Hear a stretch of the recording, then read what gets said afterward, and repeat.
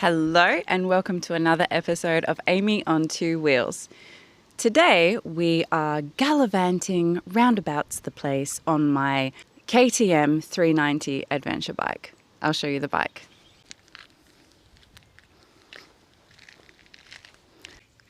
From suburbia to highways to dirt roads and to the countryside, I'm excited to have you join me. As always, having a chat along the way, getting a little bit deep and philosophical. Let's go. So normally I'm riding from the desert to suburbia, but today we're going the opposite way. From suburbia back into the seclusion, the calm, the quiet, and the heat of the desert.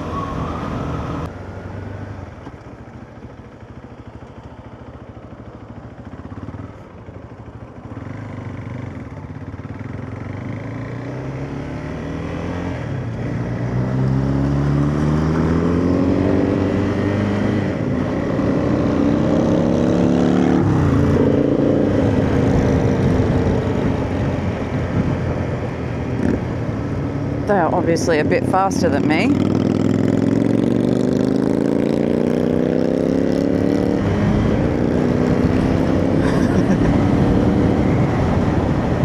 And that's it. I'm not willing to go any faster to try and keep up. It's a beautiful day for it, so let's just enjoy the ride and try to turn a relatively standard trip into something interesting or enjoyable by going an interesting way.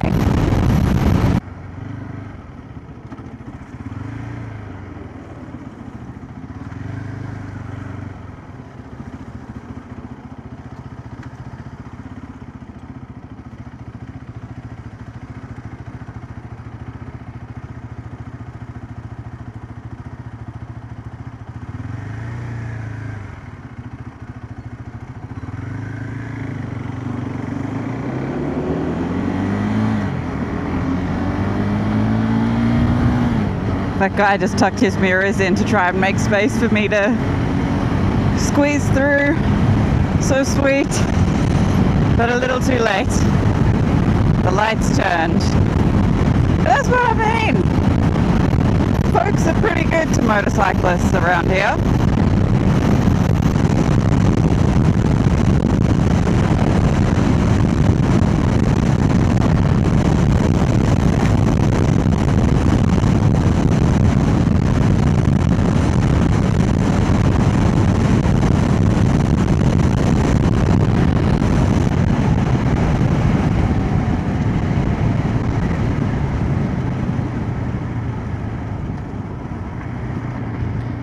Okay.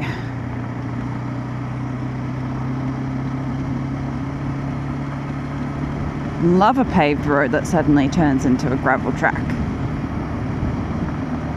I'm not being sarcastic.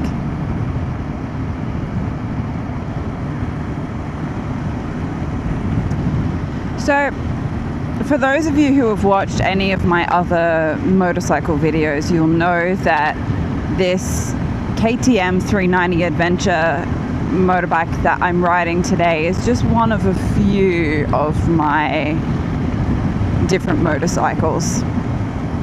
And you'll know as well that I love all of my different motorcycles for very different reasons. I've tried to broaden my riding style and experience as much as possible. So I've got the adventure bike, I've got a cruiser,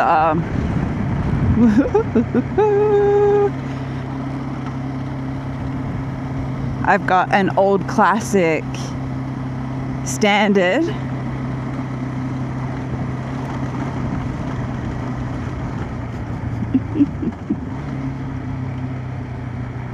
I've got a Ducati sports bike, a Monster, and I've got a I don't know, is it an enduros bike? Is it a trials bike? Is it a trails bike? A Yamaha DT 175.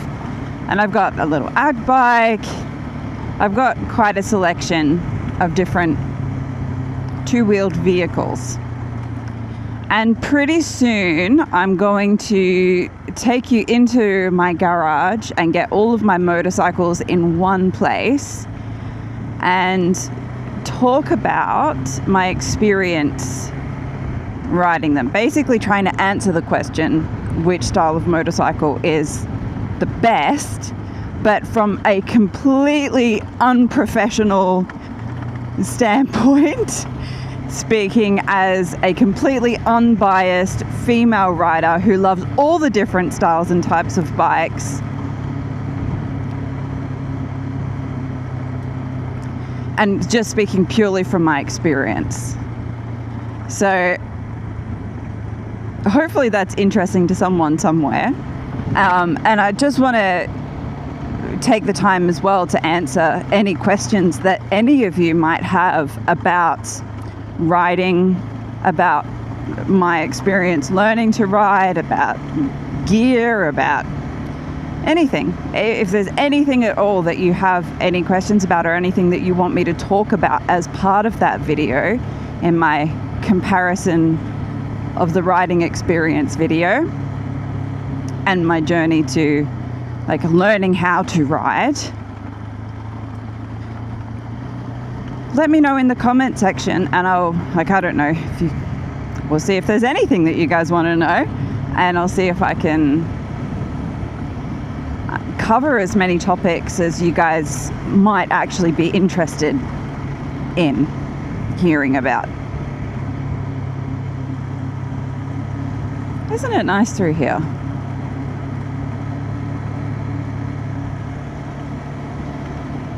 In the bush.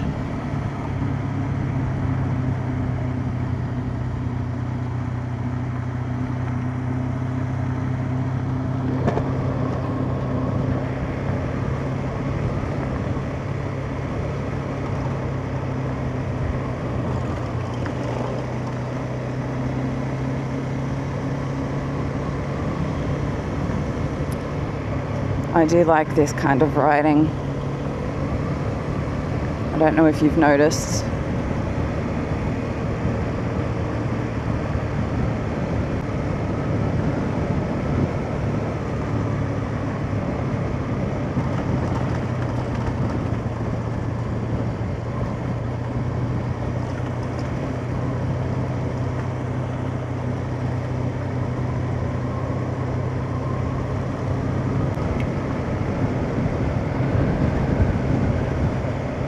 So yeah, if there's anything that you want to know about, let me know, or you want to hear me talk about, let me know in the comments, and I will do my best.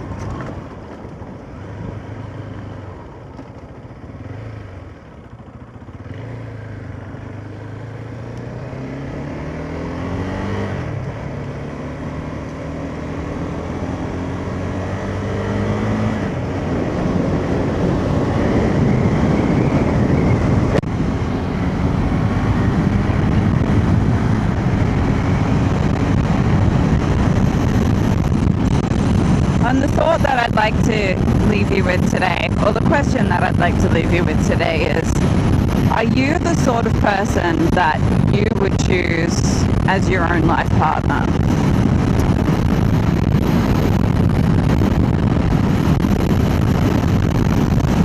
Do you have the qualities, the personality, the characteristics of the kind of person that you would willingly choose to spend the rest of your life with?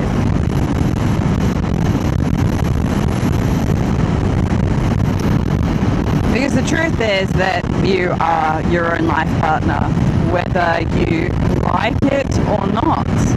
And this can be a pretty depressing thought if you don't like yourself.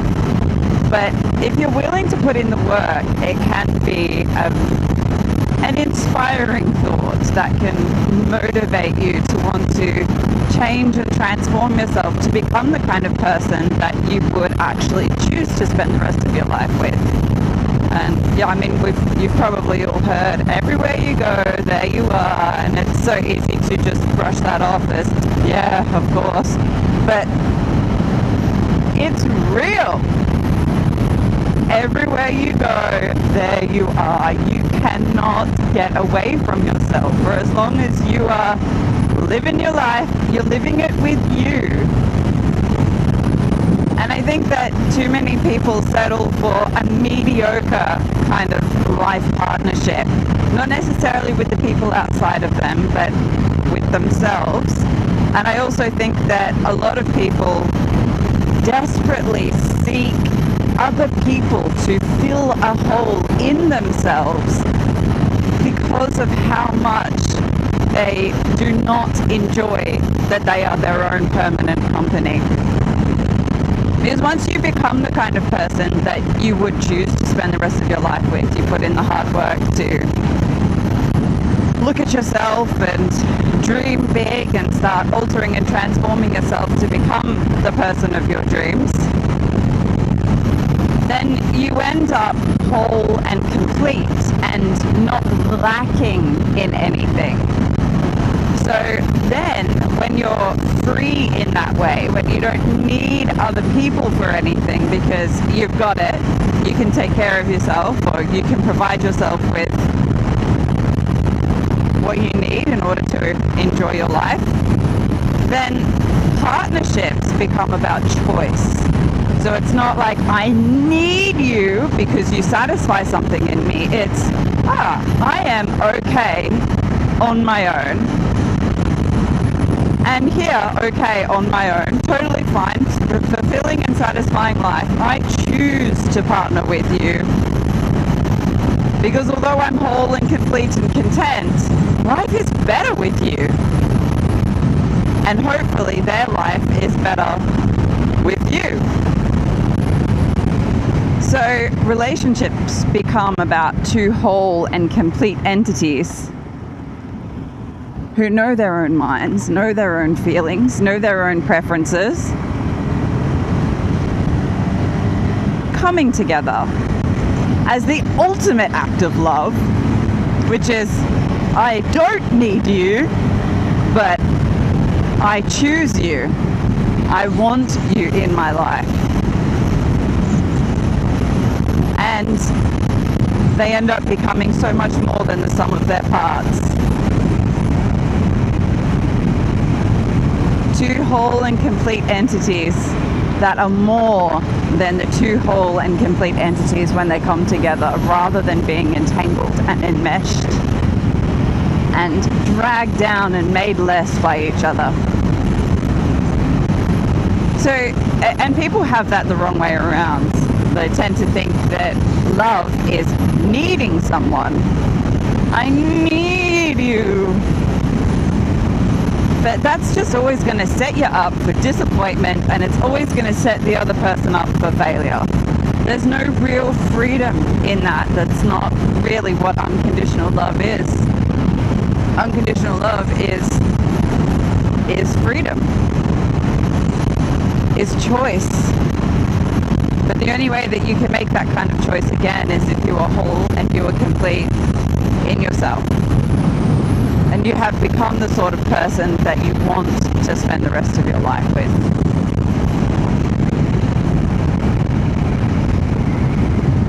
If you're going to live every moment of your life, you may as well make every moment a good one, because you're hanging out with your best friend, you know?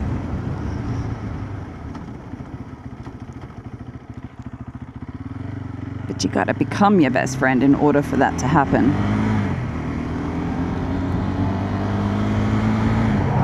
I know I used to be miserable at the thought of having to put up with myself for the rest of my life. But then I was like, well, there's nothing I can do about having to put up with myself for the rest of my life. But there is something I can do about whether I have a good time with myself or not.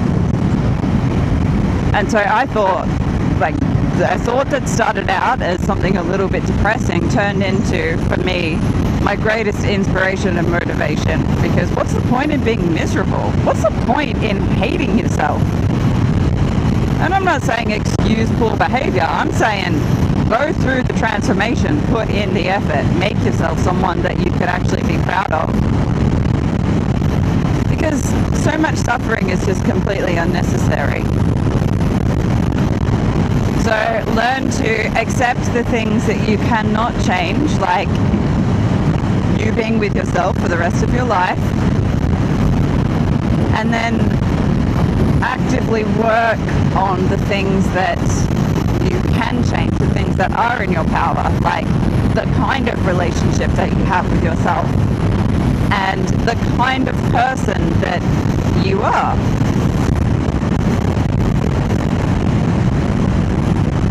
It takes effort, it takes guts, it takes courage, it takes insight, but isn't your life worth it? I mean, it's all you've got. So I reckon it's worth it. So that's my musing for the day.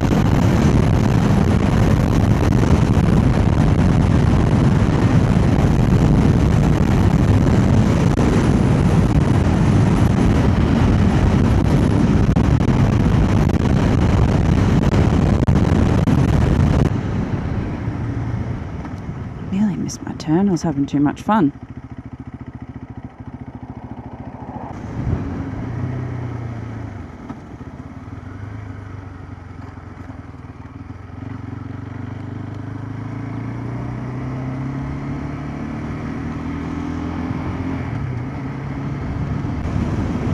Look at that view.